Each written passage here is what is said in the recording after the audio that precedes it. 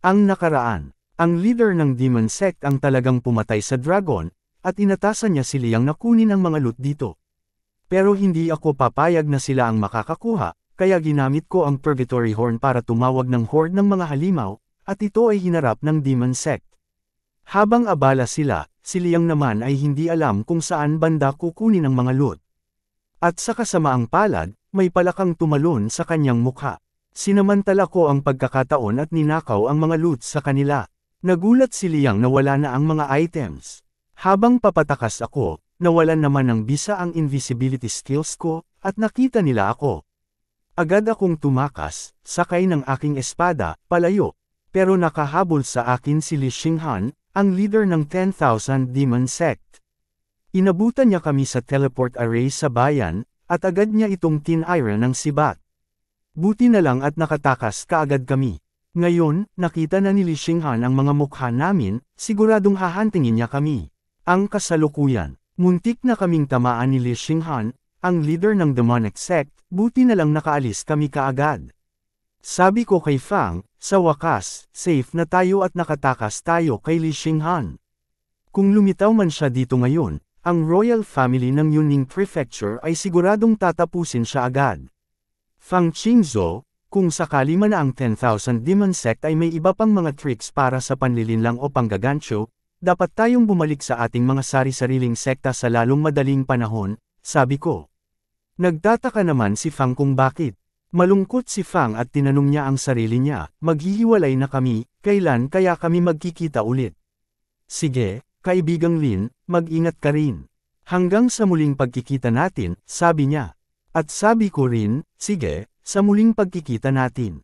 Hindi ko alam kung ako lang o pati kayong mga manunood ang nakakaramdam ng hiya kapag nakikipagtitigan sa isang babae. Bumalik na ako sa aking sekta. Master, bumalik na ako. Hehe, namiss kaya ako ni Master. Biglang sinalubong ako ni Master at sabi niya, ang mabait kong disipulo ay nagbalik na. Nagulat ako, mukhang good mood si Master nakangiti pa. Ano kayang meron? Nakakapagtaka talaga ang ngiti ni Master. Hindi ba siya naiinis sa akin? Wala ba akong nagawang mali? Master, ang iyong disipulo ay hindi kayo binaygo. Andito na ang mga equipment at materials na na-drop galing sa Thunder Dragon. Dinala ko silang lahat para sa inyo.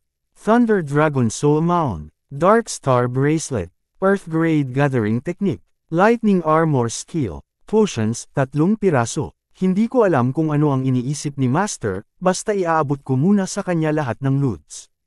Tinanong ako ni Master, pinatay mo ang Thunder Dragon mag-isa. Sinabi ko kay Master, mahaba pong kwento ito, Master.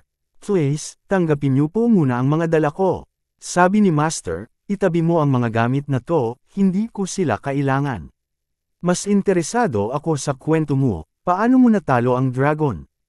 Ahem, to be precise, Master, hindi po ako ang pumatay sa Thunder Dragon. Ang mga loot na yan ay ninakaw ko lang. Nagulat si Master at nagtanong, ninakaw? Sige, pwedeng ang ganun yon. Halika, pumasok tayo sa loob at doon mo ikwento ang mga karanasan mo sa lupain ng kulog at kidlat.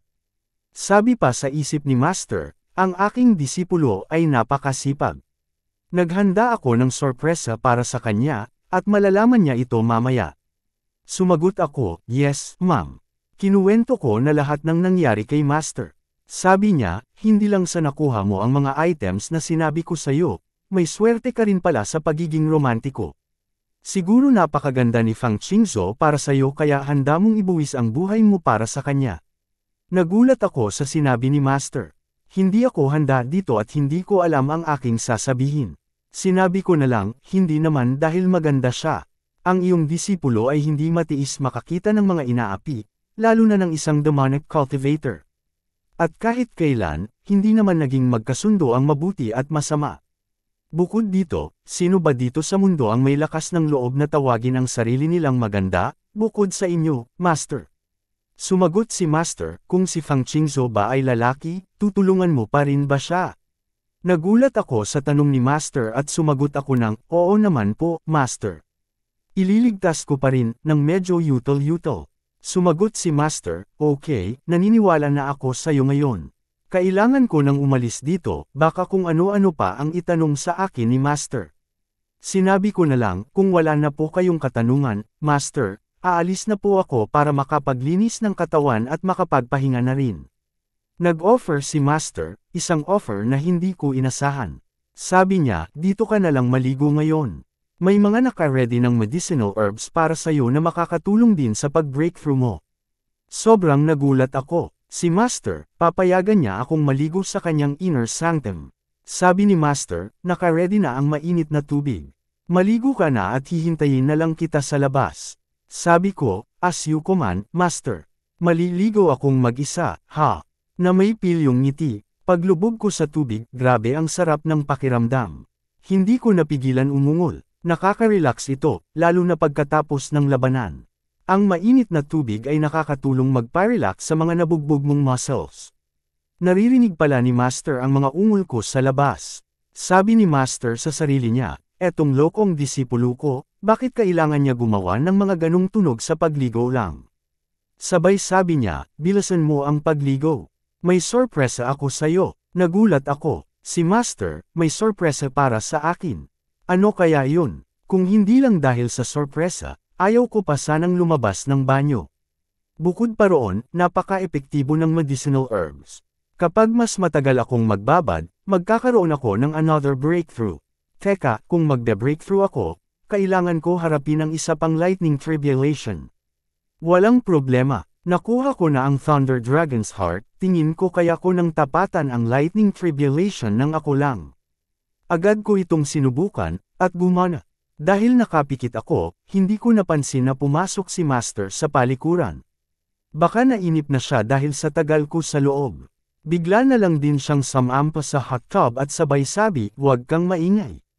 Hindi na ako nakapalag dahil sa gulat, at walang sabi-sabi, bigla niya akong hinalikan. Nako, Master, ano to? Pigilan mo, baka tumigas na si Manoy. Maraming salamat mga kazen. Abangan ang susunod na kabanata. Please like at i-share sa mga friends mo at ayain silang mag-subscribe kung nagustuhan mo ang ating kwento ngayon. Maraming salamat po.